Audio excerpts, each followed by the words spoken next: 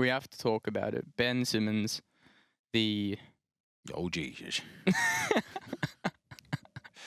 the biggest talking point, sticking point saga of the NBA offseason has absolutely just sent me. Like, I'm done. I'm done thinking about it. I'm done looking at Twitter, but we do have to talk about it because it is our job.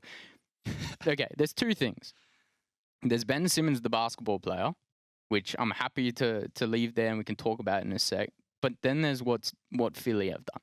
And in my eyes, the people to blame here, it doesn't fall on Ben Simmons. It falls on the Philadelphia organization and what happened after the postseason. Doc, Embiid.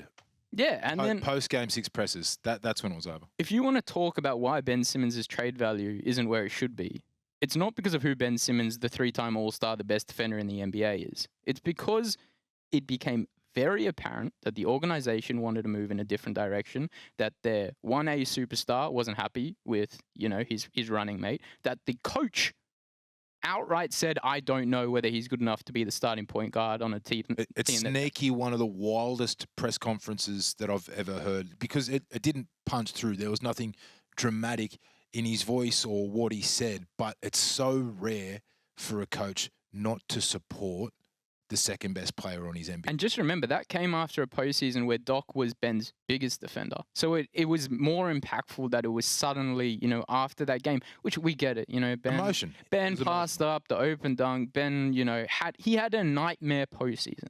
Yes. Like, no one's arguing that. But I'm very happy to argue that he could have had that nightmare postseason. The Sixers could have come out and said, Ben's our guy. Lie, because you do want to trade him. Exactly. I love Ben. Yes, we can win an NBA championship with Simmons. Absolutely. Any team could. Yeah. Then get the package that you want for him. Idiots. Now we can talk about Ben Simmons, the basketball player, who I believe is very talented. I believe makes a bunch of teams better, and I believe a bunch of teams know they can make him a lot better. But who's giving up who's giving up assets for a guy who doesn't want to be on a team and whose team doesn't want him? You guys are right. You guys are 98% right. Here we go. The 2% that you're wrong wasn't the front office. It wasn't those press conferences. It was that giving up that dunk. It was the 27 missed free throws. It was the fact that every flaw in his game was just abundantly abused. It was the fact that in a 7-game series, you can't turn to this guy and say, hey, you're on the court for the fourth quarter. I've seen what happens when you try and build a team around a guy who can't play in the fourth quarter. It's Dwight Howard all over again. All right, sure, he can defend.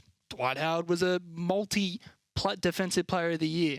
Sure, he's an athletic player. He can score the ball.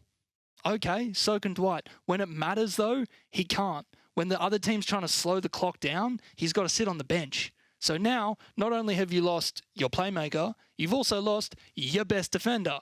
So now you need to build a 5-man roster that can play playoff basketball in Game 7 of a fourth quarter, potentially on the road, with your best player earning $40 million sitting on the couch.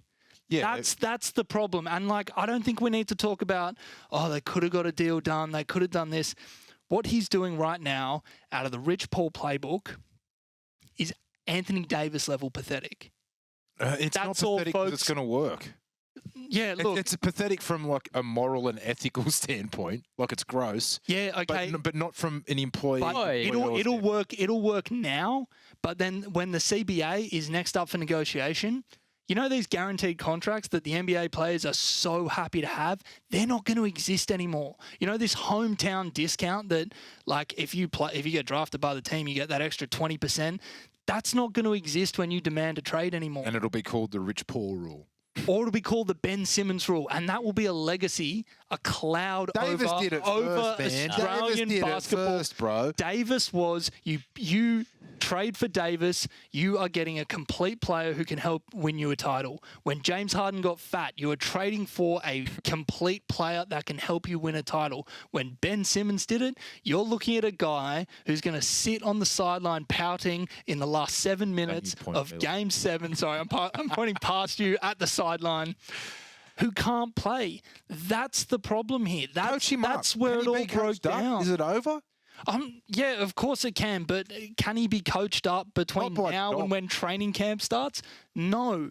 I just think it's like, I don't blame Ben, because I think it's an untenable situation, right? You have Philadelphia, the town, the fans who Hate him. and you can make the argument that Ben should be a bit harder, like have thicker skin, but he's just not that guy. Like, he clearly is affected by the fans, right? Have thicker skin. Have you seen what he's been doing no. this off-season? I'm going to work on my game. Nah, I'm at Wimbledon with a model watching the tennis. He's I'm allowed going a to work life, on my though. game. He's allowed a Hold life. on. Here's just me in a Lamborghini 14 times a week. If All I I had a We're not Lamborghini, I'd talking. drive it. We're I not mean, what's the- talking about should the guy have thicker skin. We're saying this guy is tanking. The team tanked it. Like, the team tried it. Look, this all started last offseason, where the Philadelphia 76ers made it very clear, if James Harden, like, we're willing to deal Ben. The sticking point was Tyrese Maxey. It wasn't Ben Simmons. It was the other guys. Like, they were ready to send Ben, right? Which is, in itself, potentially an insulting thing to start the season. Doesn't give you, the world of confidence. It's for James Harden, but yeah. Yeah, but you're Ben Simmons. You're going like, I thought I was part of this organization moving forward. And they're like, yeah, you were, but James Harden.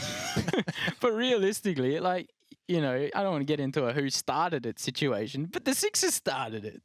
Joel Embiid started it, and Doc Rivers started it, and Ben went, all right, you don't want me. I see what Harrison's saying. Harrison's saying Simmons' shit-ass basketball play is what started it.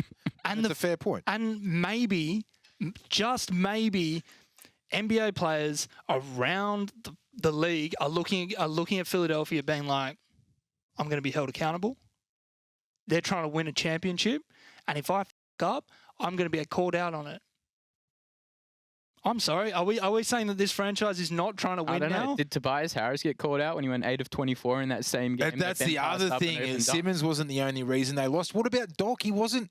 He just like, I'll just adopt the same game plan for every single game, even if I get. I'm pretty sure But Ben he- nearly had a triple-double in that game, but like, I get it. Ben was terrible in the postseason, and that's like not a discussion. That's not really a debate. He had a bad postseason. He's already missed as many playoff free throws or more than Steve Nash. His which confidence, blew my mind. his confidence was completely shattered by the end of it. Like, that's fair, and I think like a new team is the only way he fixes any of it. So like, I don't really blame him for holding out, but I do blame the Sixers for the fact that they're not going to get the value that Ben Simmons should bring. How do you feel about him going to Wimbledon with a model? Look, I think he should be allowed to go to Wimbledon with a model, and we don't know that he didn't go to the gym in the morning. Like, he could have gone to the gym in the I'm with morning you. and in I the don't night. read too much into that. I'm a massive advocate for free will. But all I know is that Ben Simmons is a 25-year-old, 3-time All-Star who, whether or not he won the award or not, is the best defender in the NBA. And he can do a lot of things. And the question is, like, will he, work on his game enough to improve to the player who we believe he can be? But I also just believe that, like, whether or not you think Ben Simmons is a top 15, top 30, top 50, top 100 player, because there's people saying some rogue on Twitter right now, pissing me off. And people being like, I wouldn't trade John Wall for Ben Simmons. Well, like, you're an idiot. But regardless of your opinion on who Ben Simmons is in the NBA today, the Sixers shot themselves in the foot. It was not Ben Simmons' postseason. It was their comments and their actions after it. It's an easy equation, which, Doc and Embiid after Game 6, they spoke, their emotions spoke, right? That wasn't a smart move. Their honesty, right? Yeah, which is honesty is the best policy. Not at the end of Game 6. Not in front of the world. No, Yeah. no, not with a microphone in your face. Not when you want to make someone's stocks rise because you want to trade them. It's an easy equation. That's why I was like, what? Yeah. What are you doing? And the fact that the Sixers didn't go out like immediately after. Embiid did it fix 2 months later. 2 months later, he's like, I really love playing with Ben. It's like, are you talking about last season or next season? Like, it was ages ago, dude. I just think this is laughable that we can even have a debate around the fact that this is a guy who's 6'10", super athletic. I get all the ticks in his pro column. Quit on LSU, has again and again and again not been held accountable for his lack of improvement. He has not got better since he was a rookie. On offense, last year he was the best or second best defender in the NBA. That which requires And if he was effort. playing It requires NFL, effort. great. Pay him, keep him. He's only got to play half the game. But you don't. You have to play both sides of the ball, and he can't. And at no point has any organization held him accountable. The Boomers protected him when he called it quits on the Olympics. LSU protected him when he failed his exams, didn't show up to class, didn't have the GPA, and then just didn't want to play anymore. Philly have protected him for years. What are we doing? At what point do you go, oh, he could be a top 10 player? He's not. And he's not young, going mate. to be, because no one has ever said, hey, these are your flaws, fix them or you're out. Is his brother? Philly did. Is his brother still are we his doing here? shooting coach? Oh, I don't know who his shooting coach is. Look, I think the point that like I want to just drill home here is there are not 29 NBA teams that are sitting there going, we don't want Ben Simmons. There's a lot of teams that want Ben Simmons. There's a lot of teams that would have given up more than they're going to give up now for Ben Simmons. But when an organization does what Philly did, and when an organization is run by Daryl Morey, who has pissed off more than his fair share of rival general managers, That's fair. I don't want to say the league is like colluding against the 76ers, but there is not a team that is going to just like, you know, bend over backwards for them and send them the first round picks and send them the ready-made stars that they're after now. It's done. Like they've shut It's a the bed. bizarro trade. Normally, teams will try and up the price and outbid everyone, but at the moment, teams are trying to see who can get the lowest deal for Ben Simmons. It's wild. Yeah. It's wild. And it's Philadelphia's fault. Yeah.